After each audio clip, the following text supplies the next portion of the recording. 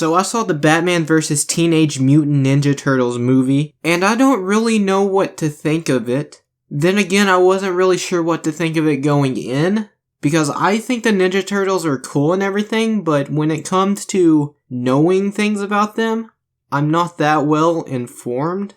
The only thing I've really seen from the Ninja Turtles is the 2003 cartoon and the 1990 movie.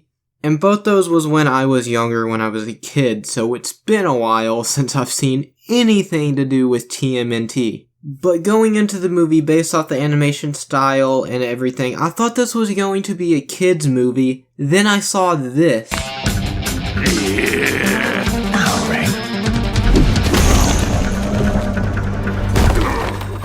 Yeah, I did not expect that kind of brutality in this movie. The turtles even swear, and I've never heard them do that. Whoever you are, you'd better back the hell away from my brothers! Violence in language isn't an issue with me though, as long as that type of thing is warranted by the story. Which when it comes to this movie, I don't really think that the story warranted for any violence or language. I think this would have been fine just being a PG movie, no brutality or foul language required. Because never in the story did I think it added to anything. And I mean, I like brutality as much as the next guy. When someone's fighting, it's going to be brutal, and I like that being displayed, but this could have just been a kid's movie. You don't really need that. When you think of the Teenage Mutant Ninja Turtles, you probably don't think dark and gritty like you do with Batman. And a lot of the more violent things and the language and all that happens in this movie is with the TMNT, not with Batman. I don't even recall any of Batman's rogues or even Shredder swearing. Maybe the usage of foul language from them was more to capture the aspect of them being teenagers, which would actually make more sense because teenagers do speak like that in real life. The only reason the violence and language really bothers me is that the story that the movie was telling wasn't very mature, and it could have just been told without any of that. So the movie incorporating it just felt like it was doing it to do it and didn't feel earned. The basic plot of the movie is that Shredder has come to Gotham and is teaming with Ra's al Ghul. He wants access to the Lazarus Pit, and in exchange, Ra's al Ghul wants the ooze. So if you're familiar with TMNT and know what the ooze is and what it does, you probably have an idea of where this plot is going, but I'm not going to spoil it just in case you don't. But really, there's not a whole lot more to this plot. That's the basic premise, and because of that, the Turtles are in Gotham. And of course, being in Gotham after Shredder, who is aligned with Ra's al Ghul, they're going to cross paths with Batman eventually. And cross paths with Batman they do. Firstly, I have to say that this movie does a better job of delivering on the title, Versus, better than a lot of other movies that share that sentiment. Although there aren't many physical encounters, the physical encounters we do get are very good. And for the first part of the movie, the Turtles do see Batman as a threat. The character interactions and dynamics with one another are the best part of this movie, particularly with the Bat family and the Turtles themselves. Even Shredder's and Ra's al Ghul's interactions with one another are very enjoyable to watch. But they do something very interesting between TMNT and the Bat family, as there are 4 members of the Turtles, of course, and counting Alfred, there are 4 members of the Bat family in this movie. Batman, Robin, Batgirl, and Alfred. And I believe the Robin in this movie is Damian. They never specifically say, and he never makes note of Ra's being his grandfather, but he does call Batman father, and the only one I'm used to actually calling Bruce father is Damian. And he's a younger Robin that seems more intense at times, so all that put together makes me believe that this is Damian. Although Bruce, Alfred, or Barbara never call him by name in the film, and he never even interacts with Ra's al Ghul. But they do something pretty interesting here that I think strengthens the character dynamics and actually benefits the movie, which is pair each of the Turtles with one member of the Bat family. Batman largely interacts with Leonardo, Raphael largely interacts with Robin, Batgirl and Donatello interact a lot, and Michelangelo and Alfred have some of the best interactions in this movie. Dude, no! Calling me dude is not helping your case, young Master Michelangelo. Come on, old Master Alfred! Oh, that's not how that works. This made so much sense as the Turtles were paired with their Bat family counterpart that most shared their personality and abilities. Aside from Michelangelo and Alfred, who are just polar opposites, but their interactions with one another are fantastic and they bounce off one another perfectly. I've got to say though, I think that Michelangelo is the best character in this movie just because I think he is the most on point from what I know of the characters. Like I said, I don't know the Turtles nearly as well as I know the Bat Family. But I know Michelangelo is typically the comedic party dude, and he's portrayed as exactly that. And so many of the moments that I actually found funny come from him. There were some moments in the movie that they were going for a comedic feel, but weren't really funny to me. But most of the Michelangelo stuff was hilarious. Everybody run! There's a crazy guy in a batsuit who's trying to kill us! It's a talking toad! No! I know, right? Spooky stuff! The biggest negative of this film, though, in my opinion, is how they utilize Batman's rogues. I can't really get too much into this because it would spoil the entire plot of this movie, and I just don't want to spoil it for anyone that hasn't seen it because I do think this movie is worth checking out. Despite how disappointed I was by how they utilized most of Batman's rogues, I think the most well-utilized villains are Ra's al Ghul and the Penguin. Outside of that, I think every other villain they use, it's in a disappointing fashion. And it's a real shame because Batman has such an amazing rogues gallery, and I would have loved seeing them utilized so well against Batman and the Turtles. Misutilizing villains is an unfortunate flaw that a lot of films that try to do this have, though. When a movie tries to incorporate so many villains in a large role, many of those villains end up getting shortchanged.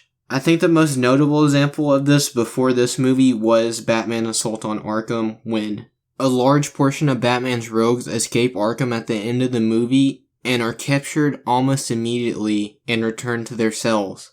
I don't think this movie is that bad. The villains get plenty of screen time, it's just how they are actually utilized that I do not like. Shredder and Ra's al Ghul are both fine, which is good because they are the main two villains, but honestly, I think the standout villain of this movie was the Penguin, which I really enjoy because the Penguin is a villain that usually gets overshadowed and overlooked by the other Batman rogues. So I was happy to see him utilized extremely well here. Back to the Turtles though, Leonardo is the one that I found the most out of character from what I know. I know him as the cool, calm, and collected leader of the Turtles. And I think about halfway through the movie, he does evolve into that, but it's kind of weird in the first half of the movie because he doesn't necessarily seem that way. Like, at times he comes off as a bit of a dick, and that was just kind of weird coming from Leo because that just doesn't embody his personality from what I've seen in the past. Donatello, he has to be correct and precise about everything, and this is more of a thing that happens in the first half of the movie as well. It's not so bad in the second half. But when he's correcting his brothers and just anyone, especially in the first half of the movie, he just kind of comes off as a smartass. Not necessarily in an obnoxious way, but a smartass nonetheless.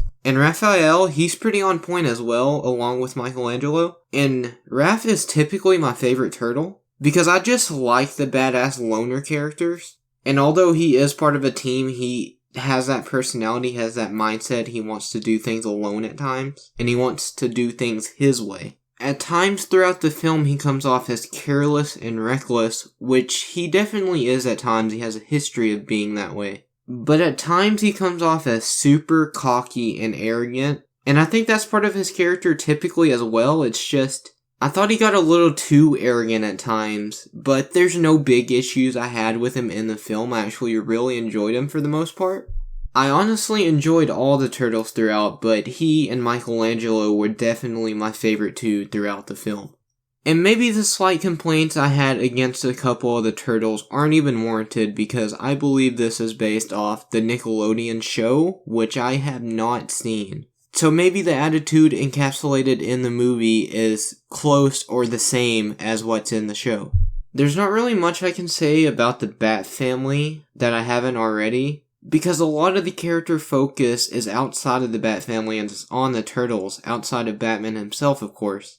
As for Batman himself, I think he's portrayed fairly well in the film. And being voiced by Troy Baker, I think Troy Baker is just a god at mimicking voices or something, because his voice for the Joker sounds extremely close to Mark Hamill, and in this, his voice for Batman sounds pretty close to Kevin Conroy. It's different enough that you can tell it's obviously not Conroy, but it's probably the most Conroy sounding Batman voice aside from Conroy's himself. So I just find it astonishing that Baker can just almost mimic Conroy and Hamill's voice for two completely different characters. It just shows you how much range he truly has. And they showcase Batman's fighting abilities multiple times throughout the film, and I think they showcase it well. I would say most of the fights Batman is involved in, if not all, are very enjoyable to watch, and they're well-paced and well-animated. Some probably could have been paced a bit faster, but that's just a nitpick if I'm being honest. Something set up pretty early in the film and carried throughout is Michelangelo's infatuation with the Batmobile. And eventually, this isn't a big spoiler or anything, but eventually he rides in it, and Batman tells him not to press anything, and just the way the scene played out, it really reminded me of a scene from Batman the Animated Series with him and Harley, from the episode Harley Quinade. So many buttons. Could I please just... Don't press anything. Oops. Listen and listen good. You don't touch anything, say anything, or do anything unless I tell you. Got it? Yes, sir. Also, when the Turtles first arrive in Gotham, there is commentary on the city of Gotham, something that fans have talked about for years. And it was kind of a meta moment, but I really enjoyed it. I just really enjoy it when a film or show makes reference to something that the audience has pointed out for years. I don't know. Gotham and New York are pretty much the same. Donnie, are you kidding? Does New York have mad blimps flying around for no reason? I mean, like, what are they for? I love them! There's not much more I can say about the actual film, but what I will say is there's an end credits scene, and it is absolutely insane. I may cover it in a separate video just because of the insanity of it and what it teases, but of course I don't want to spoil it here, so I'll go ahead and give this movie a letter grade. Overall, I think it's worth a watch. I think the movie has good action for the most part and strong character moments, but what they did with Batman's Rogues Gallery was extremely disappointing. The movie has a basic plot and no emotional depth, but that's fine. I'm going to give Batman vs. TMNT a C. So if you've seen the movie, let me know what you thought about it in the comments down below. Be sure to like, share, and subscribe if you enjoyed the video. Thank you all so much for watching. I will see you guys sometime.